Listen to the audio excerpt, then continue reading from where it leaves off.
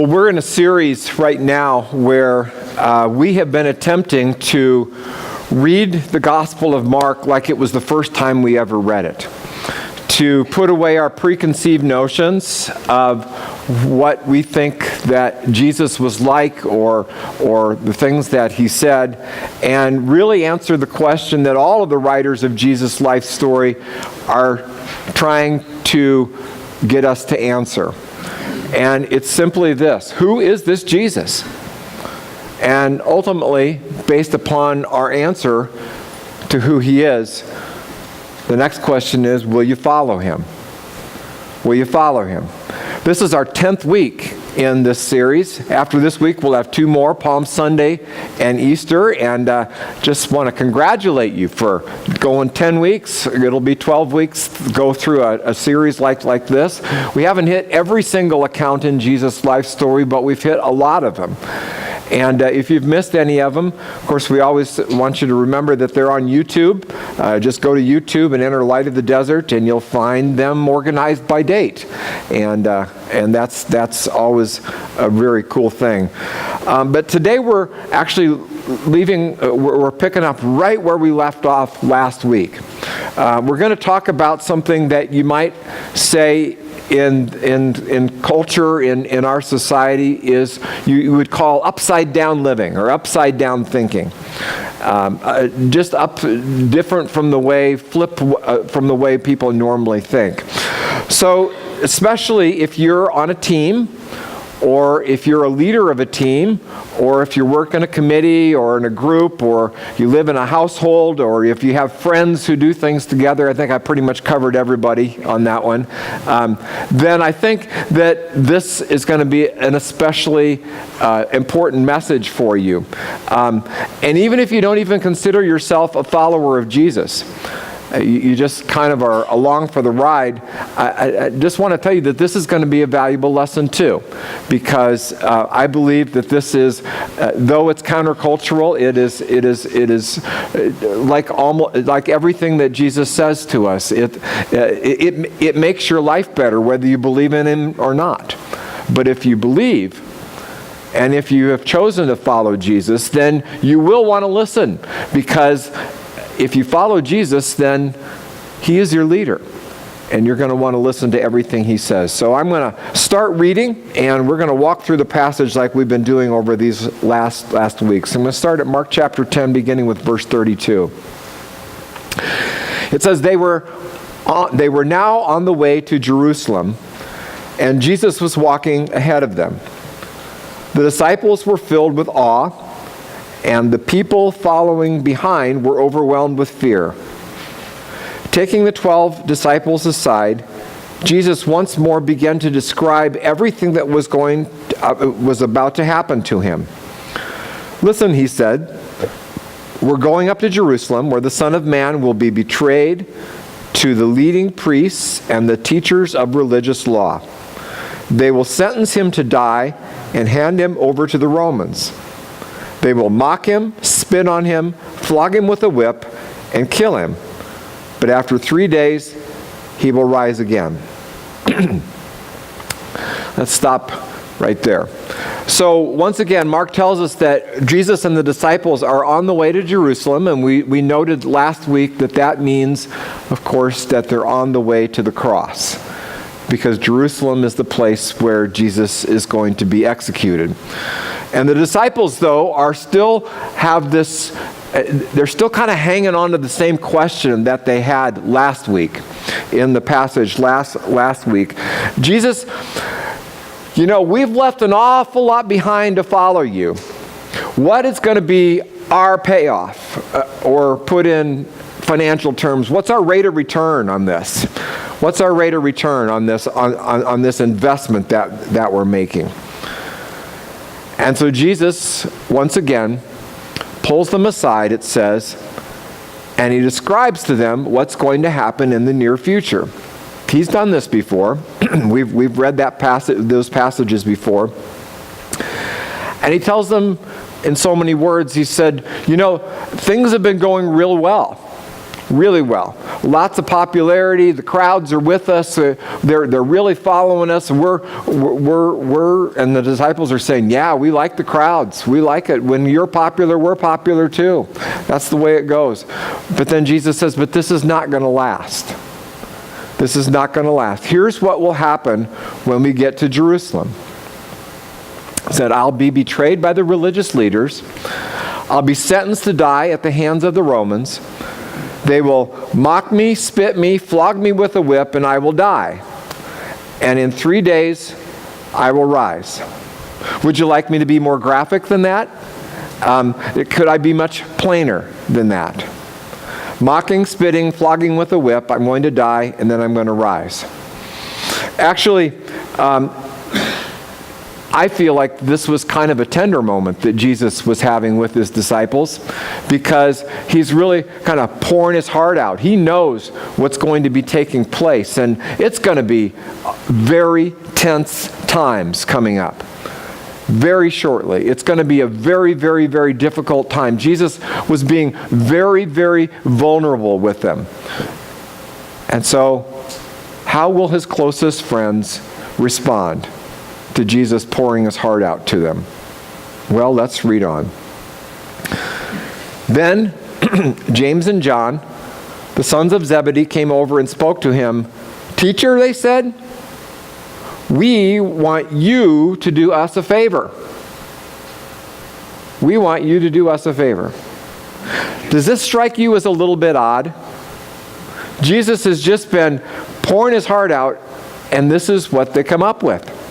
It's a little bit like I remember having a tender time with our kids when they were really little, when they were right before bed. We would go and sit down with them on the bed, and we'd read a devotion and have a prayer together, and we would remind them how much Jesus loved them and how much we loved them, and it would be a very, very tender time, and then one of them would say, Daddy, did you know that your left ear is higher than your right ear?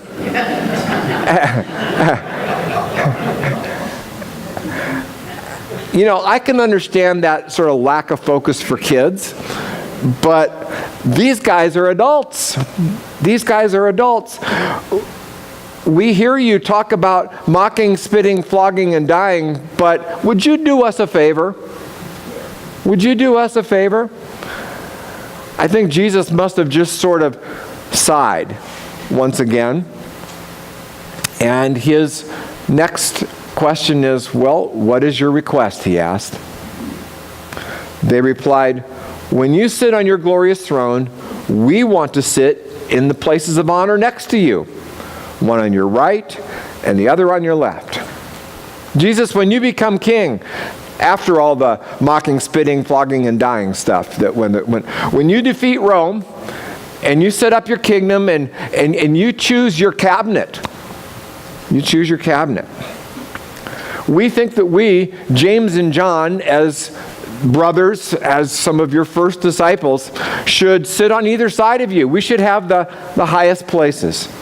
You're in the center for sure, but we're the next most powerful. You're in the center. So here's what Jesus says to them. Verse 38, he says, but Jesus said, you don't know what you're asking.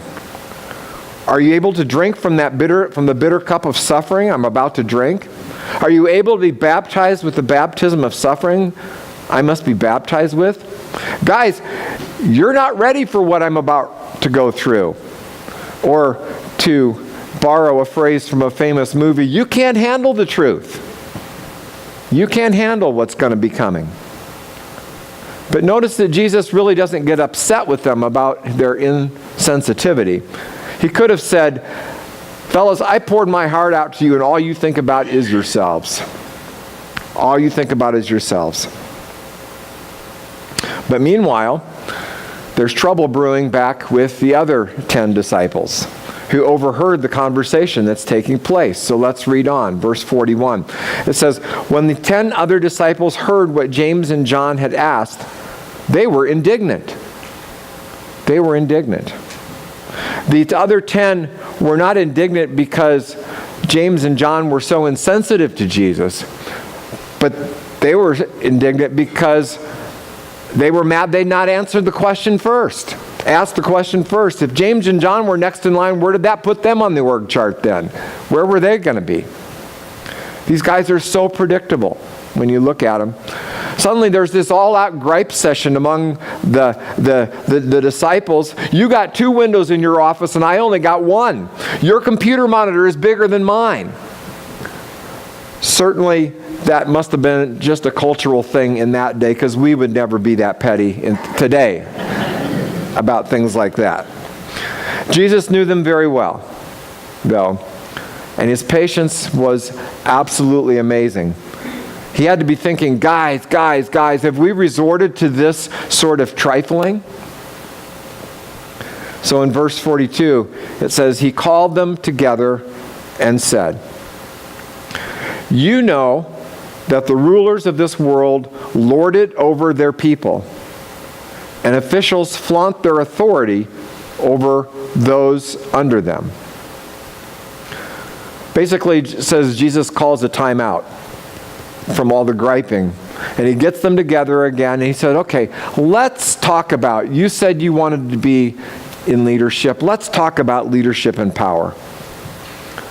And so Jesus explains to them, and he explains to us. He even says it twice in this same verse, just using different verbs. He says, here's the way it normally works.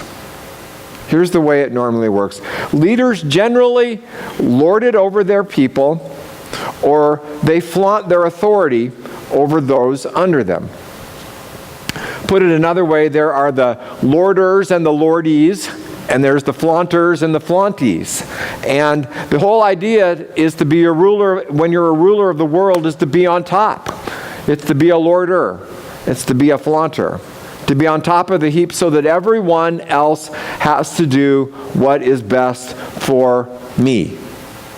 For me. Everybody else is there for my pleasure. It's the classic top-down organizational chart. Maybe you can see that on the screen right now. There is me, and I'm at the top. And then there are all those who report to me, and those who report to those who report to me, and those who report. And ultimately, you can see it's all ultimately for me as we go down the org chart. Now the disciples are thinking to themselves, wow, Jesus, now you're making sense. I understand this. This is the way it works. This is really good. This is some solid thinking. This is some solid thinking. But Jesus is far from done. Jesus is far from done. Let's read on, verse 43. But among you, it will be different. Another version says it like this. It says, not so with you. We're not going to be like the pyramid scheme, the way that Rome works. We're not going to do things like the Jewish religious leaders of their day. He says this, whoever wants to be a leader among you must be your servant. And whoever wants to be first among you must be the slave of everyone else. In other words, if you want to follow me, Jesus says, if you want to follow Jesus, you'll need to learn from Jesus' leadership style. And he said it's very different. It's very different. Now, I'm guessing that his disciples reacted just like we react when we see this statement. So, Jesus, with this sort of an organizational chart, how do you ever expect to get anything done? I mean, that won't work. That won't work, or at least that's not how it's set up where I work. And so Jesus ends this passage in verse 45 with this. It says, for even the Son of Man came not to be served, but to serve others, and to give his life as a ransom for many. Now, I'd like to bring this home and make this very practical, very mundane for all of us this morning, and answer the questions and respond to the thoughts on most everybody's mind when you see something like this. Paul, that may work in the church, but that would never be successful where I work. Or, Paul, I would sure love for my boss to hear about that. Or, if you're a boss, you might be thinking, wow, the troops would sure abuse the system like that. They would go wild. That's a system for the fiction books, is what that is. Now, those are fair comments. Those are fair comments. But let's look at the data. Let's look at let's look at what writers in the business world have been writing about. Let's ask the first question: was Jesus a success? Was Jesus a success? Well, one of the observations we often make is that Jesus was meek and mild and weak. But let me tell you, Jesus was humble, but he was not passive. Next week's text, especially, we're going to be looking at a passage where he is anything but gentle, weak Jesus. That's just an enticement to come back next week. He was not unproductive by any means. He was very successful by anyone's standards. One author put it this way. He said he built his brand in 3 years. He built his brand in 3 years. 2,000 years later, he has hundreds of thousands of franchises all over the world, all without racking up a single frequent flyer mile. Think about that. Was Jesus a success? Absolutely, positively, yes. Leading like Jesus also carries into the marketplace. Leadership gurus have been talking about these principles for years. Many years ago, it was Stephen Covey. More recently, it's Jim Collins and Patrick Lencioni. And Collins is a Stanford researcher who wrote a book that was on the New York Times bestseller for years called Good to Great.